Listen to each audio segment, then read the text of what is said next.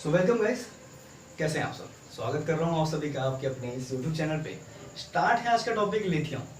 तो हम लोगों ने खत्म कर दिया है एंटीमैनिक ड्रग के क्लासिफिकेशन को। अब क्लासिफिकेशन में मैंने दो ही ड्रग के बारे में बात किया था, एक लिथियम एक सोडियम वल्प्योरेट। पर कुछ और ड्रग्स भी थी जो इंपॉर्टेंट है जानना, क्योंकि अगर उनका नाम आ जाएगा तो एमसीक्यू सॉल्व करना थोड़ा दिक्कत देगा। तो मेरा ये तो फर्ज है कि सारा फॉर्मेट यहाँ से आपको देना है। चलो कुछ और ड्रग्स भी देख लेते हैं कौन कौन सी यूज हो सकती हैं एंटीमैनिक में। पहला है कार्बामेज़ेपिन और लेवेंट्रोजिन। क्वेश्चन मेरा है आपसे, ये ड्रग किस कैटेगरी में आती है या किस में ट्रीटमेंट में यूज होती हैं। अगर याद नहीं आ रहा तो मैं हिंट देना चाहूंगा आपको, सोडियम वैल्प्योरेट। अब सोडियम वैल्प्योरेट, कार्बामेज़ेपिन, लेवेंट्रोजिन एक ही कैटेगरी में यूज होती हैं। मतलब यूज तो और भी इसके मल्टीपल यूज हैं, पर मैं आपको कैटेगरी वाइज लेके जा रहा हूँ। तो किस में यूज होती हैं? एंटी कन्वर्जेंट में यूज हो रही थी, याद होगा आपको, एंटी कन्वर्जेंट में, एपिलेप्सी में ओलेंजापिन, रेस्पेरिडोन, क्यूटियापिन और एबिप्राजोल। ये ड्रग्स किस में यूज हो रही थी? अभी इसको हाल ही में हम लोग पढ़े हैं, जी हाँ, साइकोटिक में पढ़े हैं, एंटी साइकोटिक में पढ़े हैं, जहाँ पे हम लोग ने आर्टिफिकल क्लासिफिकेशन में ये ड्रग्स सारी देखी थी। याद होगा, सेरोटोनिन को ब्लॉक कर रहा था और हमारे अल्फा एनर्जी रिसेप्टर को ब्लॉक कर रहा था, यानी ड्यूटी रिसेप्टर को भी ब्लॉक कर रहा था। तो ये हमारा कौन सा ड्रग हो गया? आर्टिफिकल। क्लियर हो गया होगा, आई होप। ठीक है, अब लिथियम चलते हैं। लिथियम को ही हम लोग को अच्छे से मैग्नीशियम ऑफ एक्शन देखना है। पहला मैग्नीशियम ऑफ एक्शन इलेक्ट्रोलाइट पे होता है। कैसे इफेक्ट करता है इलेक्ट्रोलाइट को, उसको समझो। इलेक्ट्रोलाइट देखो हमारे बॉडी में बहुत होते हैं, कैल्शियम, सोडियम, पोटेशियम बहुत है, ठीक है। लेकिन ये सोडियम पे इफेक्ट करता है। कैसे इफेक्ट करता है? लिथियम सोडियम को रिप्लेस कर देता है, कंपीट करता है, सोडियम को हरा देता है, रिप्लेस हो जाता है सोडियम। यानी सिंपल सी बात करें तो लिथियम सोडियम पे भारी पड़ गया, सोडियम हार के पीछे हट गया, ठीक है। तो जब लिथियम ने सोडियम को रिप्लेस किया गाइस, एक्शन पोटेंशियल डिस्टर्ब हो गया। अब ये कैसे हुआ पता है आपको? एक्शन पोटेंशियल आप पढ़ के आए हो, डीपोलराइजेशन की स्टेज, जहां पे सोडियम का इन्फ्लक्स होना बहुत इंपॉर्टेंट है, फिर रीपोलराइजेशन, फिर हाइपरपोलराइजेशन होता है।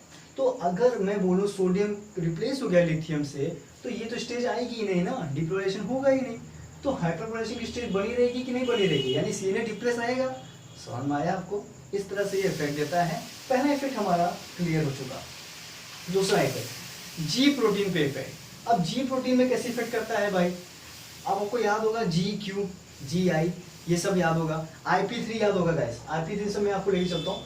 IP3, ठीक है, एक कैसा पाथवे है, ज्यादातर इनहिबिटरी पाथवे में ही आता है। तो इनहिबिटरी पाथवे का मतलब है गाबा को बढ़ाना। क्लियर है? गाबा को बढ़ाना। गाबा क्या है, किस टाइप का नेचर रखता है? इनहिबिटरी नेचर ही होता है।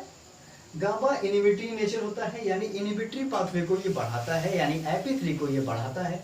तो इस पे इफेक्ट करके ये अपना एक्शन शो करता है। क्योंकि देखो भाई, इनहिबिटरी पे एक्शन करेगा, गाबा को इनहांस करेगा, तभी तो सीएनए डिप्रेस होगा।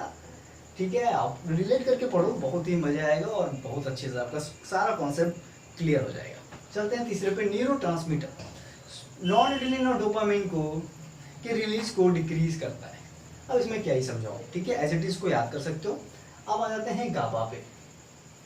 गाबा, अभी मैंने बोला गाबा का नाम, मैंने बोला गाबा के इंक्रीजमेंट करना। GABA is inhibitory in nature, inhibitory neurotransmitter, तो इसी को बढ़ा देना। अभी यही बढ़ेगा तभी तो सीएल आएंगे गाइस, बोलो, ये बढ़ेगा सीएल आएंगे, सीएल ज्यादा आएंगे तो हाइपरपोलेशन की स्टेज आएगी कि नहीं आएगी? सीएन डिप्रेस होगा कि नहीं होगा? आंसर सारे आपको आते हैं। तो ये हो गया हमारा मैकेनिज्म ऑफ एक्शन, चारों के चारों बहुत ही सरल तरीके से मैंने आपको बताया, ठीक है। अब इसके एडवर्स इफेक्ट देख लेते हैं, क्या क्या एडवर्स इफेक्ट होते हैं। पहला, एक्यूट टॉक्सिसिटी। जी हाँ, एक्यूट टॉक्सिसिटी क्रिएट हो सकता है, थोड़ी सी यहाँ पे टॉक्सिसिटी की प्रॉब्लम आती है। दूसरा, रेनल इंपेयरमेंट। तीसरा है सोडियम का रिटेंशन। देखो ना, सोडियम को ये लिथियम क्या कर रहा है? रिप्लेस कर रहा है, जिससे सोडियम भाई, सोडियम का बैंक भरता जाएगा तो सोडियम रिटेन होते जाएंगे, तो एडेमा तो कॉज करना ही है, तो एडेमा कॉज हो जाएगा। अब ड्रग इंटरेक्शन की बात देख लेते हैं कि हमारी लिथियम किस ड्रग से इंटरेक्ट करती है। बहुत इंपॉर्टेंट पॉइंट, थायाजाइड। थायाजाइड के साथ इंटरेक्ट करती है। अब थायाजाइड कौन सी ड्रग है? याद करो, ये हमारी डायबिटीज की ड्रग है। तो थायाजाइड के साथ इंटरेक्ट करती है। करती क्या है कि लिथियम की क्लियरेंस को 25% रिड्यूस कर देती है, कम कर देती है। अब अगर क्लियरेंस कम होगी, यानी वो एक्सक्रीट नहीं हो रहा है, तो हमारी बॉडी में एक्यूमुलेट होने लगेगा। अब जब बॉडी में एक्यूमुलेट होगा तो जी हाँ, जाहिर सी बात है, लिथियम हमारे बॉडी से नहीं जा रहा है, वो एक टॉक्सिक सब्सटेंस हो जाएगा और हमारे बॉडी में इकट्ठा होगा, तो साइड इफेक्ट तो देगा ही। यही सब साइड इफेक्ट तो देगा। समझ आ गया होगा आपको? हमारा लिथियम का टॉपिक क्लियर हो चुका, यानी हमारा एंटी मैनिक ड्रग खत्म हो चुका, कोई भी पॉइंट्स यहाँ बचे नहीं है। अब 2 पॉइंट्स मैं यहाँ पे एक नॉलेज की बात करने वाला हूँ आपसे।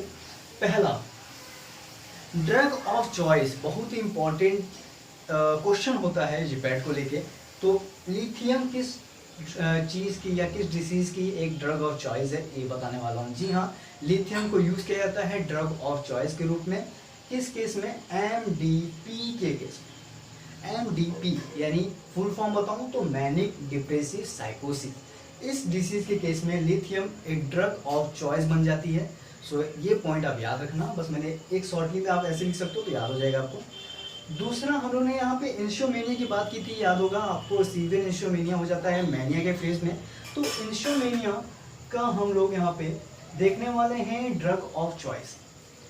चलिए बता देते हैं एक लाइन में, बेंजोडाइजापीन। बेंजोडाइजापीन इज अ डीओसी ऑफ इंशोमेनिया। सो ये 2 पॉइंट आपके एक्स्ट्रा थे जो एक नॉलेज पर्पज से आपको मैंने शेयर किया, और ये बहुत इंपॉर्टेंट भी हैं।